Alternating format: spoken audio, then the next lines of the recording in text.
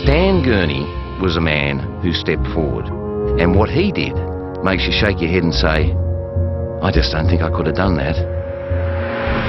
Born on the Murchison goldfields of Western Australia, Gurney had a bit of a reputation as a professional cyclist. Like Edmondson, he was into Brook.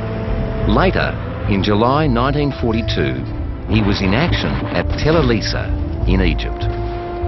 The vast majority of the AIF went to Egypt because it was the last place where there was still an enemy to fight. At that stage it was the Italians, and B, large British possessions close enough to Europe to make a difference. So that's how the Australians came to find themselves in North Africa. The unit diary doesn't specifically mention Stan Gurney. It just says the story of individual gallantry is a separate one. But it does give us this hand-drawn map which illustrates how the action took place. Stan Gurney's part in that action is described in the official citation. Grasping the seriousness of the situation and without hesitation, Private Gurney charged the nearest enemy machine gun post, bayoneted 3 men and silenced the post. He then continued on to a second post, bayoneted 2 men and sent out a third as a prisoner. At this stage, a stick of grenades was thrown at Private Gurney, which knocked him to the ground.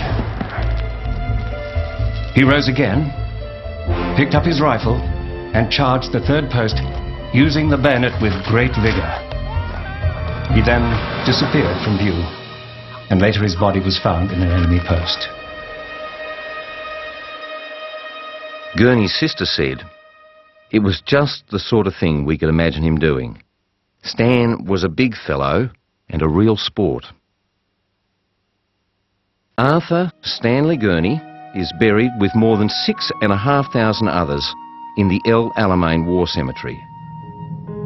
Percy Gratwick is also buried at El Alamein, and the next rest area along from Stan's is named for him. Like Gurney, Percy Gratwick had served in Tobruk, and like Stan, he came from Western Australia, where he'd been working as a gold prospector. Well, old Dean, here I am, Percy wrote to a mate in Port Hedland. Would not swap one piece of rock from Wagina for the whole damn lot of this filthy place. The very earth stinks. On the night of October 25th, 26, 1942, during the attack on Mitaria Ridge, Gratwick's platoon was pinned down by heavy enemy fire. According to Corporal Frank Dillon, suddenly, without saying a word, Percy took out his grenade, climbed to his feet and galloped forward. He was so crazy and he was so quick that the Jerrys didn't realise what was happening. Percy gave them the grenade, dropped to one knee, got out another one and let fly with that. Next time we looked up, he was on his feet charging with fixed bayonet. We saw him make it and then disappear. He got the Jerry too, because we didn't hear that Tommy gun again. The action at El Alamein took place a week after Percy Gratwick's 40th birthday. So these are not all stories of headstrong and reckless young men. What is it then that makes a man a hero?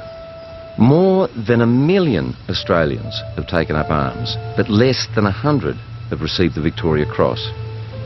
The fact is that most ordinary people do their duty. They don't bolt, but they don't behave like heroes either.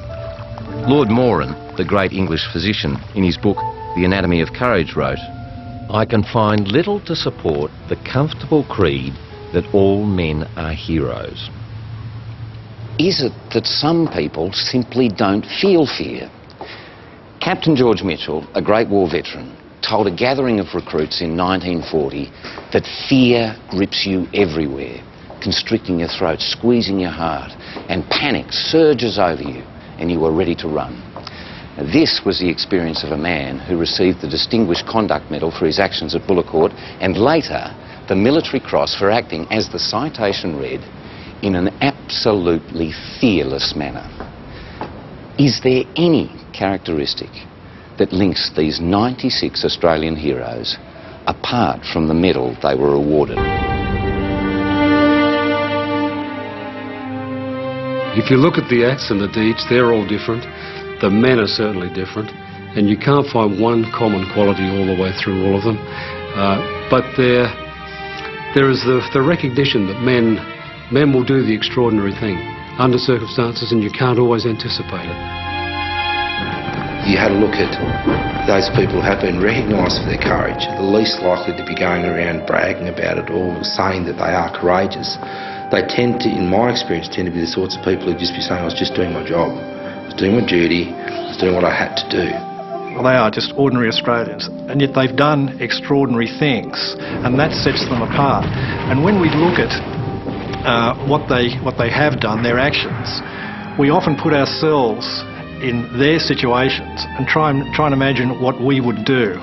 And we like to think that we would do the same as they did, but of course we'll never know.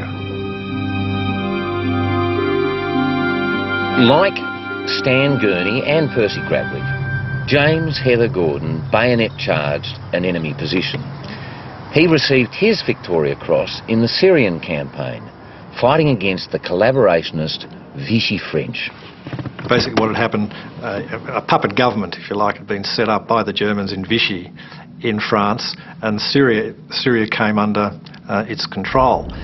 It was confidently expected that the Vichy French wouldn't fight, that they would be very sympathetic to the invaders.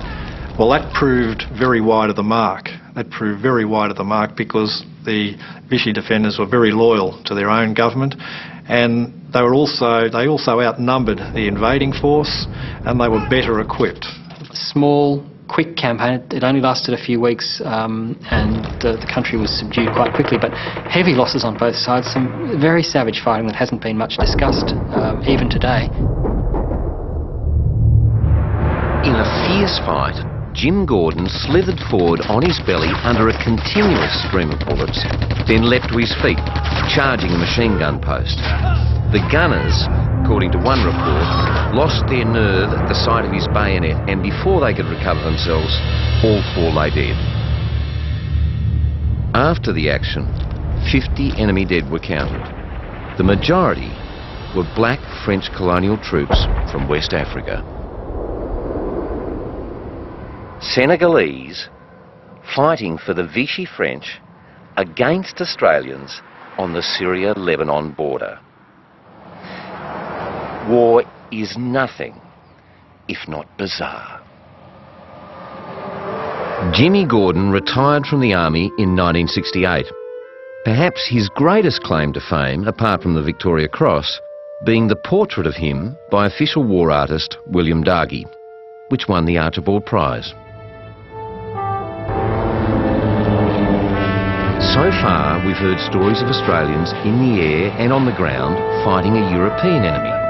The remainder of our stories concern a very different type of war against a very different opponent.